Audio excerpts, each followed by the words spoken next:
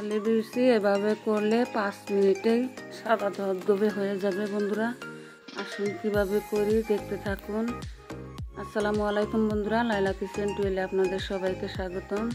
বন্ধুরা কেমন আছেন? আশা করছি আল্লাহর অশেষ রহমতে সবাই ভালো আছেন। আলহামদুলিল্লাহ আমিও ভালো আছি। আজকে রেসিপি নিয়ে আসি না, আজকে কাঁঠালের বিচি কীভাবে করে পরিষ্কার করে খুব সহজেই পরিষ্কার করা যায় ওইটা ভিডিও নিয়ে আসছি।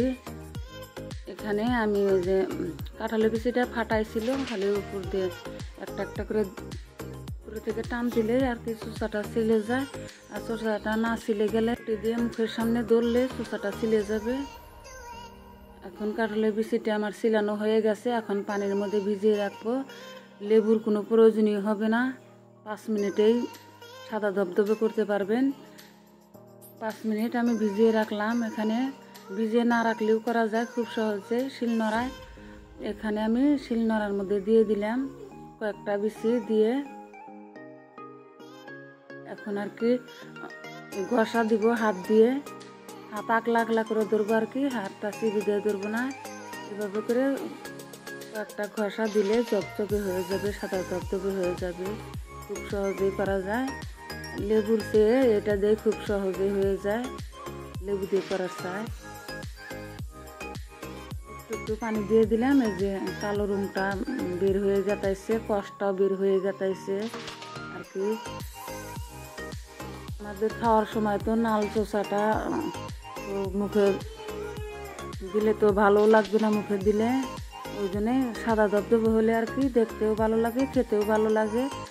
আমার এই যে করা হয়ে গেল, আর কয়টা রাখছি, আমি 2বার করে করব। এই যে হয়ে গেছে, এখন আমি ধুয়ে নিব, কয়েকবার করে আমি পরিষ্কার করে ধুয়ে নিব। এখন এখানে পানি দিয়ে দিব, পানিটা দিয়ে কষলায় নিলেই সাদা ধবধবে হয়ে যাবে। এখানে আমি এই যে কষটা বের হয়ে গেছে, এই যে জগজগে হয়ে গেছে, আর একটু একটু আছে, ওইটা হাত দিয়ে ডলা দিলেই হয়ে যাবে। খুব সহজেই করা যায় আর কি।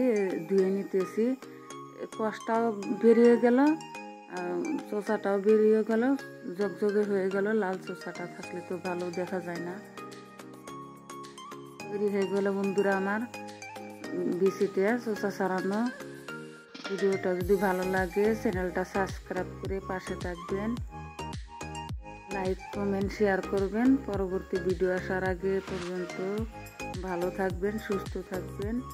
আল্লাহ হাফেজ, টাটা।